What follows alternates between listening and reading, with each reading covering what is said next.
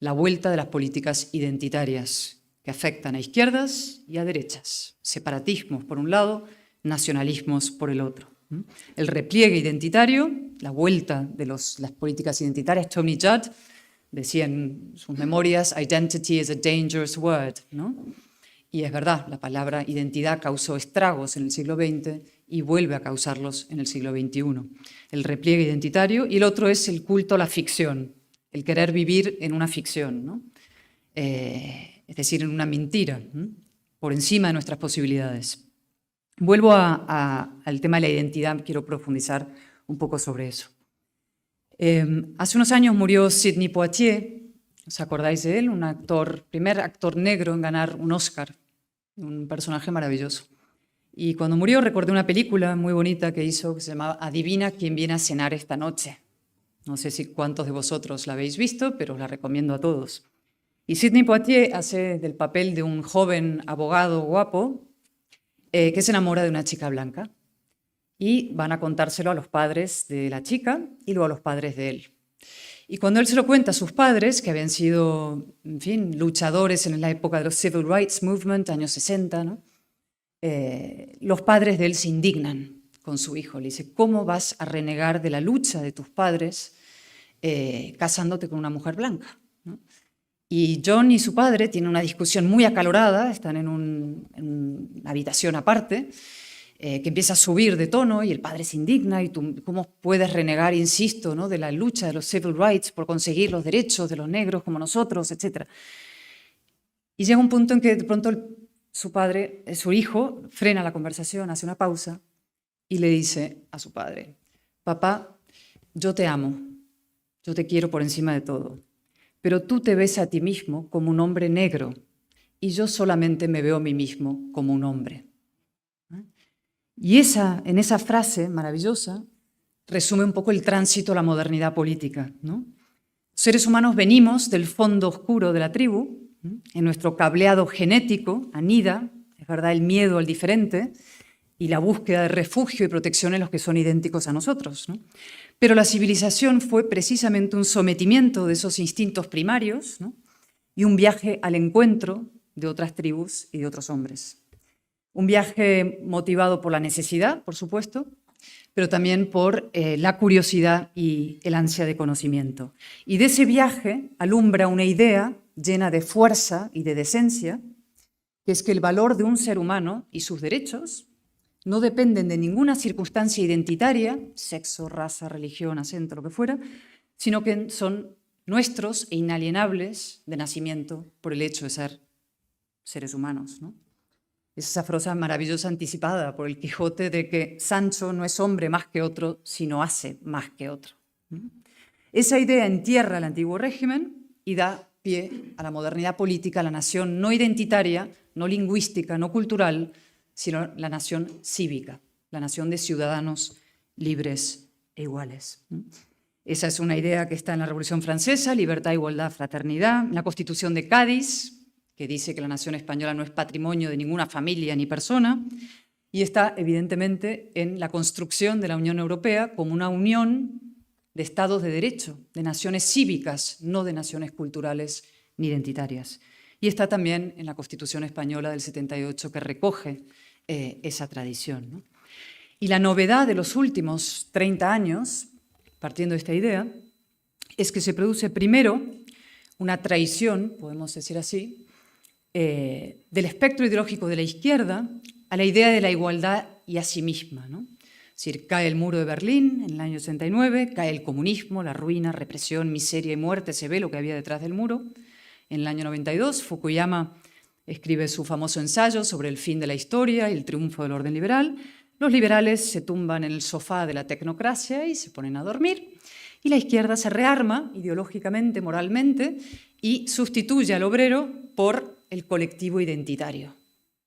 Y empieza un nuevo camino. La identidad se convierte en una nueva religión.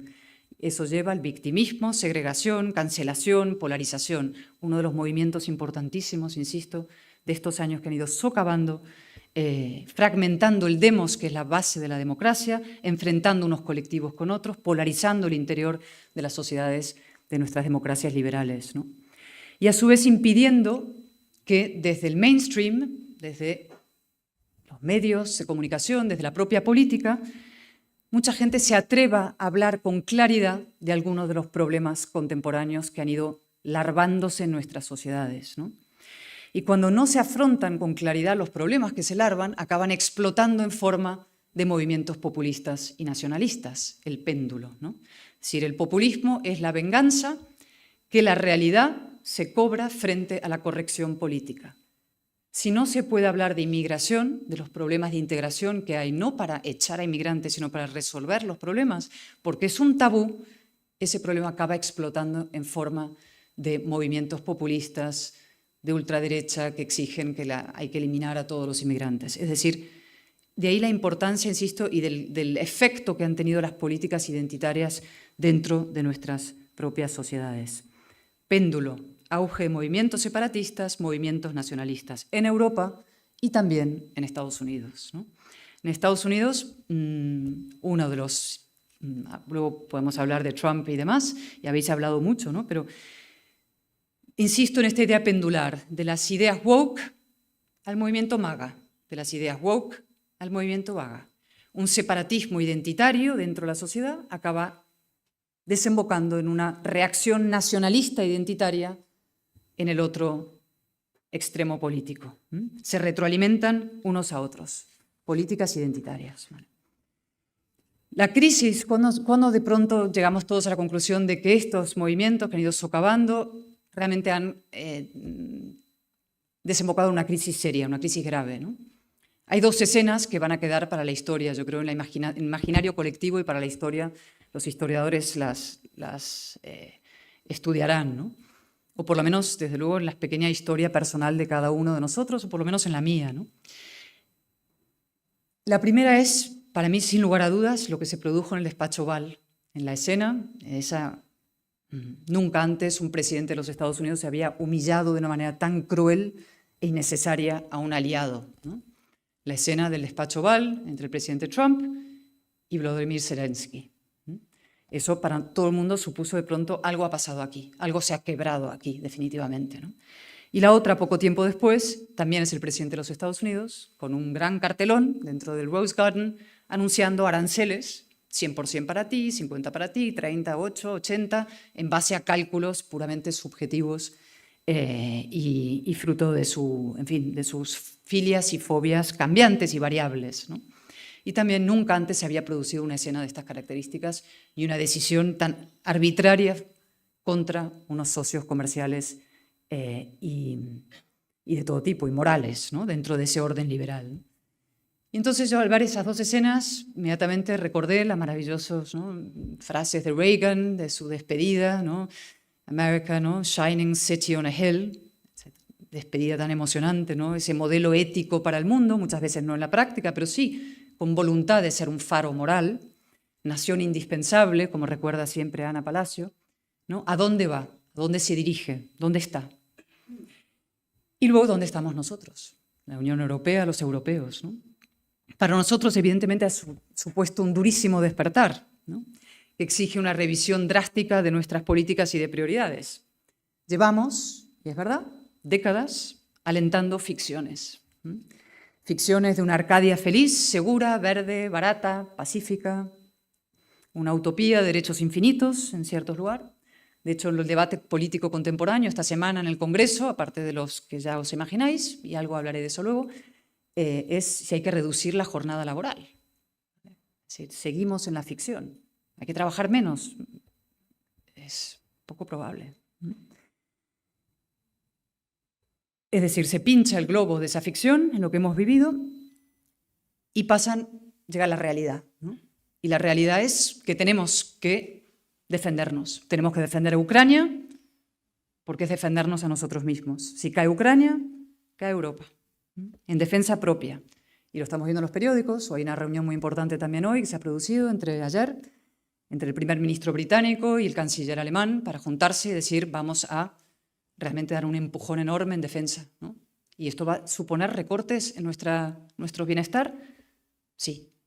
Y quien diga que no va a suponer recortes, miente. Y es muy importante tratar a los ciudadanos como adultos y decirles la verdad, ¿no? Pero esto se produce precisamente en el momento en que muchos votantes europeos reniegan de sus partidos tradicionales, de las instituciones y de sus gobiernos. Un momento especialmente difícil, ¿no?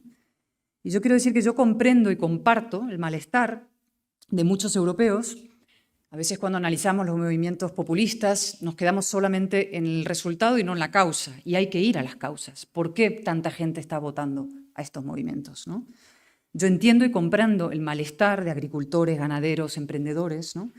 Frente a una losa burocrática muchas veces insoportable en Europa. Cuesta levantar una empresa, crear algo, ¿no? Por la losa burocrática insoportable. Restricciones verdes e imposiciones woke que atentan muchas veces contra la realidad y contra el sentido común, ¿no? Es decir, va a haber que encarar con un reformismo muy valiente todas estas cuestiones. Pero en paralelo va a haber que explicar a nuestras sociedades, a nuestros pueblos, que, por decirlo de una manera muy gráfica, Putin no es la solución a Greta Thunberg, ¿vale? La alternativa. Que el nacionalismo identitario nacional estatal, del Estado, el nacionalismo, la división de Europa, no es la solución a las políticas identitarias segregacionistas, separatistas, y que el fin de la Unión Europea, desde luego, no es la solución a la parálisis que puede haber sufrido la Unión Europea en estos años. Y para hacer esta explicación va a hacer falta líderes muy exigentes, empáticos, visionarios, valientes, dispuestos a encarar estas cuestiones muy de frente, a hablar con la verdad, como decía antes, a la gente, ¿no?